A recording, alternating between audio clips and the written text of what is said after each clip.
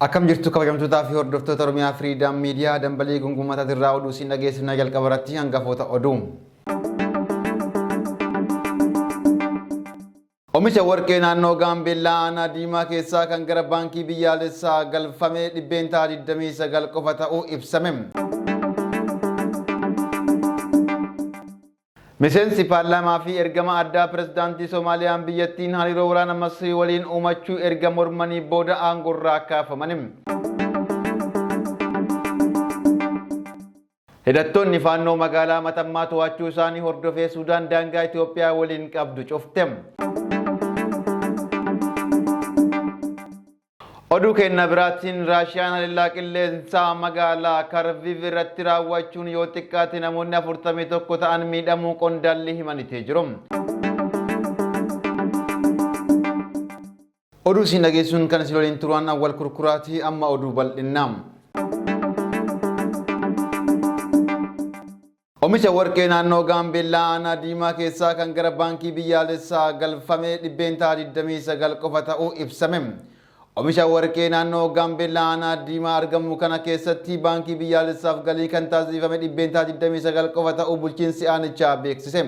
Dabalata isaa akka itti aanutti isiniif dhiyeessa. Oomisha warqee naannoo Gaambeellaa aanaa Diimaa keessaa gara baankii biyyaalessaa galfame dhibbeentaa 29 qofa ta'uun ibsame. Oomisha warqee naannoo Gaambeellaa aanaa Diimaatti argamu kana keessatti baankii biyyaalessaaf galii kan taasifame dhibbeentaa 29 qofa ta'uu bulchiinsi aanichaa beeksise. Aanichatti oomishtoonni seer-qabeeyyii ta'an 79 jiraachuu eeruun oomishni warqee olaanaa ture sababa gurgurtaa seeraan alaatiin gara baankii biyyaalessaa galuu dhabu. Jaan aanichaa obbo Ujuluu Umannu beeffachuun sagaleen raadiyoo Jarman gabaaseetii jira. Daldalli kontorbaandii bal'achuu hordofee warqeen kiiloogiraamni 30 hanga 40 ta'u kan ji'a tokko keessatti gara baankii galaa ture gara kiiloogiraama 10 hanga 15tti gadi bu'uu gabaafameetii jira. Kiloogiraama 1000 galii taasisuuf karoorfamuu eeruun bara 2016 keessa warqeen kiloogiraamni 287 qofti galii taasifamuun eerameetii jira. Gadi bu'uu oomisha kanaa hordofuun oomishtoonni hundi isaanii guyyaa 10 keessatti oomisha warqee kiloogiraama 600 gara baankiitti akka galchan qajeelfamni darbuu bulchaan kun himaniitii jiru. Haa ta'u malee kanaan dura aanaa Diimaatti kiloogiraamni 300 ol oomishamaa turuu gabaasichi addeesseetii jira. Akka bulchaan kun himanitti naannichatti namootaan 100 ol hayyama gaafatanii turan keessa oomishtoonni 79 kan ta'an hayyama argachuun hojjechaatii jiru. Naannichatti warqeen karaa ammayyaawaa ta'een eegalamuu hordofee oomishni warqee dabaluu eeruun oomishichi garuu gara baankii biyyaalessaatti galii taasifamaa akka hin jirre ogeessi aanichaa beeffachuun sagaleen raadiyoo Jarman gabaaseetii jira. Miseensi paarlaamaa fi ergama addaa pirezidaantii Soomaaliyaan biyyattiin hariiroo waraana Masrii waliin uumachuu erga mormanii booda aangorraa kaafaman. Paarlaamaa Soomaaliyaatti teessoo bulchiinsa Saawuz West qabamee miseensa kan ta'an Abdurrashiid Mohammad Nuur Jillee namootaan isaan deeggaran waliin ta'uun dhimma kanarratti ibsa baasaniiti jiru. Dabalata isaa Jirbiil Mohammad akka itti aanutti isiniif dhiyeessa.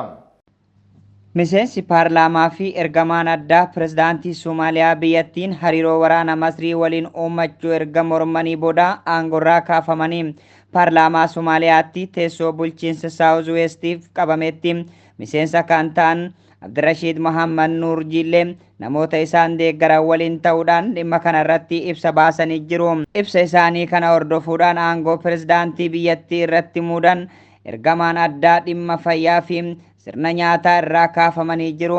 Pirezidaantiin Soomaaliyaa Hassan Sheekh Mahamuud ergama addaa kana aangorraa kaasuu ilaalchisuudhaan ibsa baasan keessatti lammiileen biyyattii birmadummaa biyya isaanii eegurratti akka kutannoo kaan gaafatanii jiru. Ergamaan addaa dhimma fayyaa fi sirna nyaataa kana aangorraa kaasuu kan beeksisan dilbata kaleessaa fulbaana 2 bara 2024 ture.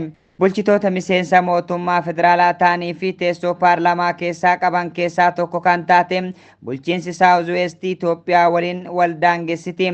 Miseensi paarlaamaa kun namoota yaada isaanii qoodan waliin erga mari'atanii booda ibsa baasan keessatti irra jireessaan dhimma walii galtee waraana Soomaaliyaa fi Masrii irratti xiyyeeffatanii biyyoonni lameen bakka pirezidaantiin isaanii argamanitti magaalaa guddoo Masrii Kaayirootti walii galtee waraanaa kan mallatteessan torbaan 2 dura ture.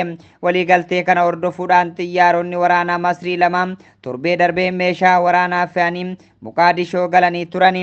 Miseensi paarlaamaa federaalaa kutaa bulchiinsa Saawuz Weestii bakka bu'uudhaan paarlaamaa galan waliigalteen kun paarlaamaadhaaf hin dhiyaanne jechuun mormanii jiru. Pirezidaantii Somaaliyaa biyyoota waliif faallaataa waliigalteewwan adda addaa taasisan jechuunis qeeqanii jiru. Miseensi paarlaamaa kun waliigaltichi waan balaa keessa nu galchu jedhanii akka amananis ibsanii jiru.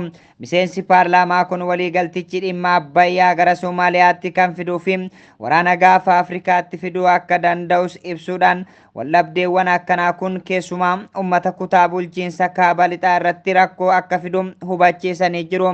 Hooggansi biyya uummataa walitti bu'iinsaa fi waraana keessatti hirmaachisuu hin qabu. Biyyoota wal dhaban gara biyya keenyaatti fiduurraa akka wal waraanan gochuun hin gorfamu jechuudhaan mormanii jiru.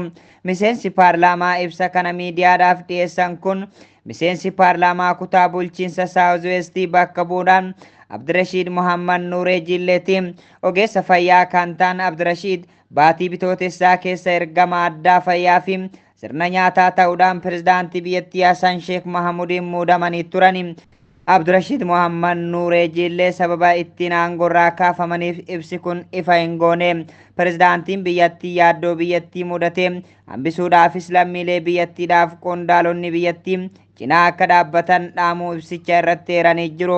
Walta'iinsa mootummaa Somaaliyaa fi Masrii wajjin taasisee mormiin kan mudate bulchiinsa Saawuz Weestii irraa bakka bu'uudhaan miseensa paarlaamaa biyyattii kan ta'an qofa irratti miti. Gaafa sanbataa hagayya 31 jiraattonni magaalaa Hudur humna waraanaa Itoophiyaa ergamaa nagaa kabachiisu gamtaa Afrikaa deeggaruun hiriira bahaniis miidiyaaleen biyyattii gabaasanii jiru. Jiraattonni humna waraanaa Masrii bakka humna nagaa kabachiisan Itoophiyaa akka hin buune mormuu isaaniis ibsamee jira. Hidhattoonni faannoo magaalaa Matammaa to'achuu isaanii hordofee Suudaan daangaa Itoophiyaa waliin qabdu cufte. Hidhattoonni faannoo magaalaa naannawa daangaa Itoophiyaa fi Suudaan dhiyoo argamtu Matammaa to'achuu isaanii hordofee aangawoonni naannoo baha Suudaan Alqadaariif argaman dilbata daangaa Gallaabaat cufaniiti jiru. Dabartasaa akka taanutti isiniif dhiyeessa. Hidhattoonni faannoo magaalaa Matammaa to'achuu isaanii hordofee Suudaan daangaa Itoophiyaa waliin qabdu cufte. Hidhattoonni faannoo magaalaa naannawa daangaa Itoophiyaa fi Suudaanitti dhiyoo argamtu Matammaa to'achuu isaanii hordofee aangawoonni naannoo baha Suudaan Alqaariif jedhaman dilbata daangaa Gallaabaat cufaniiti jiru. Miidiyaan Suudaan Tribune jedhaman maddeen waraanaa weeffachuudhaan akka gabaasetti aangawoonni Suudaan humnoonni nageenya Itoophiyaa hidhannoo isaanii erga hiikkatanii booda gara Suudaan akka galan hayyamaniiti jiru. Gama biraatiin miseensonni faannoo naannawa san jiranis lammiileen Suudaan daangaa irratti qabaman gara Itoophiyaatti akka ce'an hayyamaniiti jiru. Walwaraansi Suudaan eebla bira darbee erga eegalee as lammiileen Suudaan 10,000 lakkaa'aman karaa Gallaabaat gara Itoophiyaatti ce'aniiti jiru. Daangaan Matammaa fi Gallaabaat biyyoota lamaan gidduu jiru kun sababa wal dhabdee naannawa sanitti irra deddeebiidhaan uumamuun yeroo baay'ee cufamaa tureetti jira. Adoolessa bara 2022 keessa loltoota Suudaan 7 fi nama nagaa tokko naannawa daangaatti ajjeefamu isaanii hordofee ji'a tokkoof erga cufamee booda irra deebiidhaan banameetii jira. Oduu kenna biraatiin Raashiyaan haleellaa qilleensaa magaalaa Karviv irratti raawwachuun yoo xiqqaate namoonni 41 ta'an miidhamuu qondaalli himanitti jiru.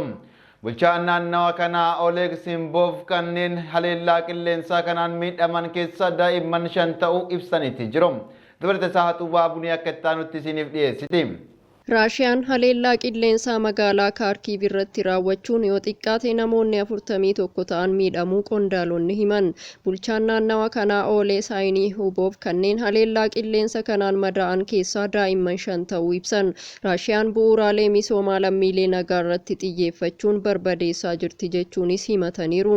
Giddugalli gabaa fi ispoortii gamoowwan barbadaa'an keessaati. Pirezidaantii Yuukireen Valaadimiir Zeleniskii Raashiyaan ammas Kaarkiiv keessatti shororkeessummaa raawwachuu eegalteetti. Misoomawwan bu'uuraa fi magaalittii mataashee haleeluu irratti xiyyeeffatteetti jedhan. Haleellaa qilleensaa Raashiyaa naannawa buufata baaburaa fi giddugala gabaatti haleellaa kana booda Zeleniskiin ammas michoota isaanii biyyoota lixaa birmannaa gaafataniiru. Yuukireen haleellaa ofirraa qolachuuf waan ishee barbaachisu hundaa kennaafi jedhan. Saayinii Huuboof akka jedhanitti haleellaa gamoowwan irratti raawwate booda namoonni hedduun gamoo jijjige jalatti awwaalamuun hin oolle jedhan. Kanaaf hojii lubbuu baraaruu hojjechaa akka jiranis ibsaniiru. Viidiyoowwan haleellaa qilleensaa Raashiyaa kana agarsiisan bal'inaan miidiyaa hawaasaa irratti qoodamaa turan keessaa gariin dhugaa ta'uu isaanii miidiyaaleen gabaasaniiru. Akka BBC'n gabaasetti haleellaa hamaan giddugala Kaarkiiv gara kaabaatti siqee raawwate. Haleellaan Raashiyaa kun erga Yuukireen haleellaa diroonii Raashiyaa keessaa iddoowwan adda baaftee irratti xiyyeeffachuun raawwatte booda mudate. Haleellaa Yuukireen raawwatte sanaan madoo cimaan yookiin duuti gabaafame hanga ammaatti hin jiru. Aanga'oonni Raashiyaa homaa hin jenne garuu haleellaa sanaan buufataalee anniisaa Raashiyaa lamatti abiddi qabateera. Akka Raashiyaan jettutti Yuukireen naannolee Raashiyaa 15 ta'an dirooniiwwan 158 caalaniin haleeluuf turte. Kun Mooskoos ni dabalata. Humni waraanaa Raashiyaa dirooniiwwan Yuukireen dhukaaste qilleensa irratti barbadeessuu hime. Yuukireen himannaa Raashiyaan dhiyeessitu kanarratti yaada hin kennine. Humnoonni Yuukireen ji'oota darban keessa daangaa Raashiyaatti ce'uun achirraa haleellaawwan raawwataa turan. Akka BBC'n gabaasetti Yuukireen humna cimsattee gara Raashiyaatti ce'uun waraana achirraa humnoota Raashiyaa irratti banuu kan dandeesse gargaarsa teeknooloojii fi maallaqaa biyyoota lixaa irraa argatteeni. Humnoonni Yuukireen daangaa Raashiyaa waliin qooddatan naannawa Kurusk keessatti humna waraanaa cimsachuun achirraa haleellaa raawwachaa turan. Torbanoota darban kana garuu saffisni isaan ittiin fuulduratti deemaa turan akkaan hir'ateera. Yuukireen torbee darbe naannawa kana keessaa lafa square kiiloomeetirii 1294 qabachuu akkasumas qubsumoota 100 fi loltoota Raashiyaa 600 ta'an to'achuu ibsitee turte. Haa ta'u malee gidduu kan ammoo humnoonni Raashiyaa loltoota Yuukireen irra aanuun gara fuulduraatti milkaa'inaan deemanii magaalota Yuukireen qabachuu eegalaniiru. Raashiyaan naannawa baha Yuukireenitti argamtu Doonesk xiyyeeffannaa ishee godhachuun qabachuuf ji'ootaaf qabsaa'aa jirti. Egaa kabajamtootaa fi hordoftoota Oromiyaa Firiidaam Miidiyaa dambalii gungumootaatirraa oduudhaaf qabanne kanneen hanga ammaa turanii oduu isin dhageessuun kan isin waliin ture an awwal kurkuraatii gama ogummaa teeknikaatiin Umar Jamaaltuun afaana tole qophiilee OFM afaan hojjeen turtii gaarii.